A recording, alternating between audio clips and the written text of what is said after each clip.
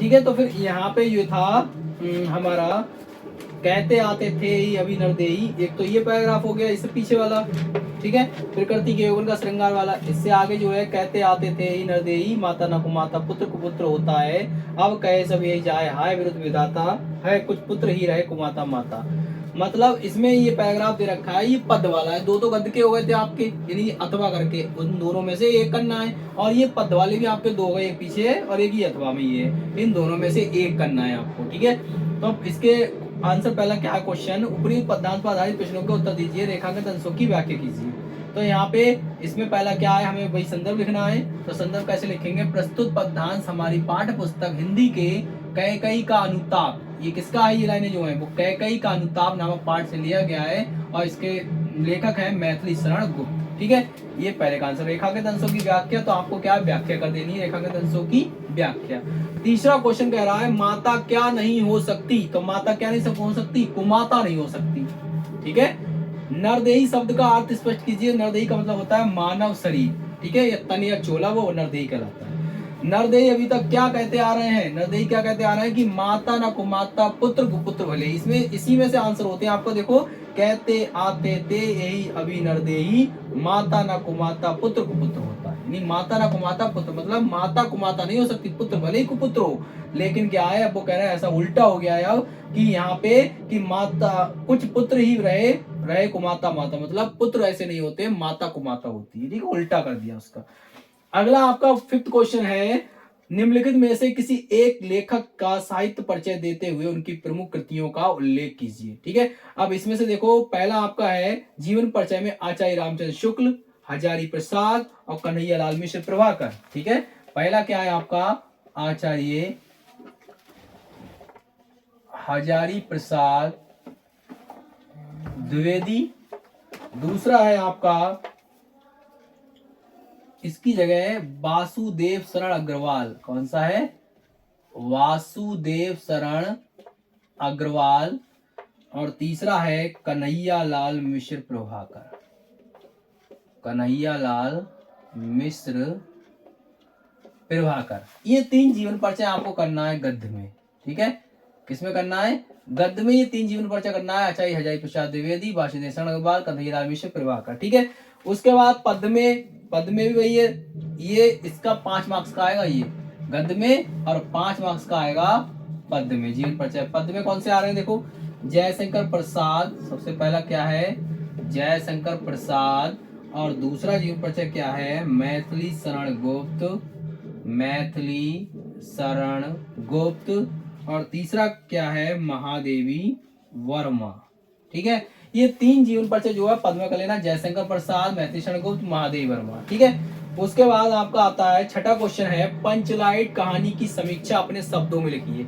तो पंचलाइट कहानी की समीक्षा लिखना मतलब पंचलाइट कहानी जो मैंने बताई थी आपको, उसका सारांश लिखना है। ठीक है, और वैसे मैंने बता ही दिया था उसमें, पिछली वीडियो आप मेरी देखना, उसमें होगा आपका पंचलाइट कहानी कैसे लिखना है, कि पंचलाइट कहानी फणीश्वरनाथ रेणु द्वारा लिखित एक ग्रामीण जीवन की कहानी है। फिर से मैं टाइटल बता रहा हूं दोबारा कि कैसे लिखना है कहानी को।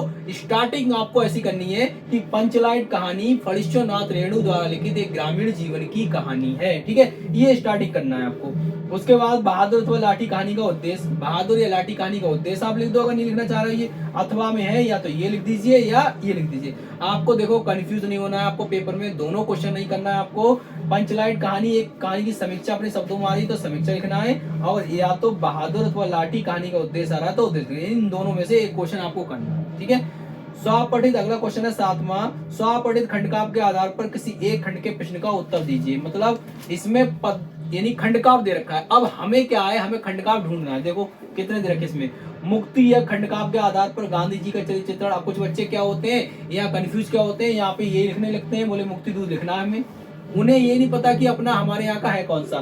तो हमें इतने जितने ये दे रखे हैं उसमें से हमें कौन सा छांटना है, हमें छांटना है अपना त्यागपति। कौन सा छांटना है, त्यागपति। ठीक है, ये वाला हमारा है, हमारे यहाँ का क्या है, त्यागपति है। सही है, तो ये कौन से नंबर पे, देखो का खा गा नंबर पे, तीसरे नंबर पे अपना ये। ठीक है, वो किसी नंबर पे हो सकता है, हमें सिर्फ जहाँ पे त्यागपति लिखा हुआ है तो वहां पे हमें वही वाला करना है, बाकी कोई सा नहीं करना, हमें सब छोड़ देना है इसमें जितने भी है। ठीक है, कई दे रखे मुक्ति यज्ञ है, रश्मि रति है, ठीक है, सत्य की जीत है, कई दे रखे होंगे, लेकिन हमें क्या करना है, सिर्फ त्यागपति करना है। सही है। आप इसका शायद एक बार स्क्रीनशॉट इसका भी ले सकते हो, चाहे लेना चाहो तो देखो, ठीक है, इसका भी ले लिया था ना आपने स्क्रीनशॉट, इसका भी ले सकते हो आप। ठीक, अगला देखो, त्यागपति हो गया आपका। त्यागपति के आपको राइटर का नाम लिखना है, वैसे करके लिखना है। अगला है 8वां क्वेश्चन, दिए गए संस्कृत गद्यांशों में से किसी एक का संदर्भ हिंदी में अनुवाद कीजिए।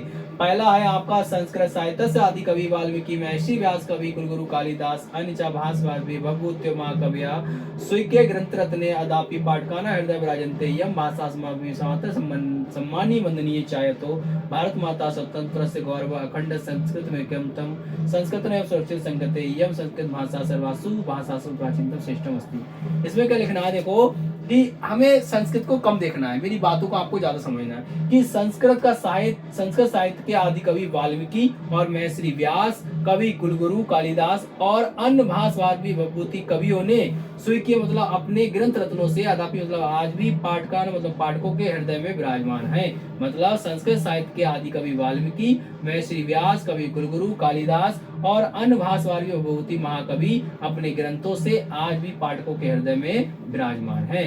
यह भाषा अस्मापि, ये ऐसी भाषा है मात्र सम्मानीय वंदनीय, मातृभाषा की दृष्टि से सम्मानीय और वंदनीय है। ये भाषा जो है मातृभाषा की दृष्टि से सम्मानीय और वंदनीय है। यह तो भारत माता स्वतंत्रता गौरव, ये भारत माता की स्वतंत्रता के गौरव अखंड संस्कृत नैब से सुरक्षित है। यह संस्कृत भाषा सर्वासु मुख्य प्राचीनतम श्रेष्ठम अस्ति, ये भाषा सभी भाषाओं में मुख्य मधुर और श्रेष्ठ भाषा है। ये हो गया। उसके बाद आपका अथवा में इसमें से भी एक करना है, ये गद्य वाला, जैसे आपका गद्य में वो थे, ये संस्कृत में गद्य के 2 होते हैं और 2 पद के होते हैं। तो संस्कृत में पहला हो गया और दूसरा हमें कैसे लिखना है, महापुरुष लौके प्लोवनेसु बद्धान्यतल अच्छा कदापि, ये आपको करना है। ठीक है, तो ये किसका है, महामदन मालवीय का है। किसका है, महामदन मालवीय का। इधर आपका देना उधर में, इसका स्क्रीनशॉट ले लो अगर लेना चाहो तो, जीवन परिचय का। ठीक है,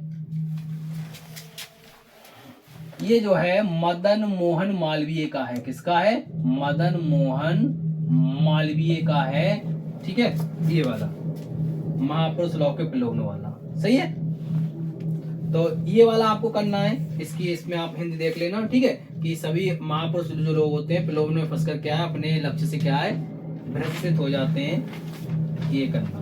अगला देखो, खा वाला पॉइंट आ गया। ये तो गद्य के 2 होगा, उनमें से एक करना है। एक खा वाला आ गया, इसमें से करना है। निम्नलिखित संस्कृत पदांशों में से किसी एक का संदर्भ से हिंदी में अनुवाद कीजिए।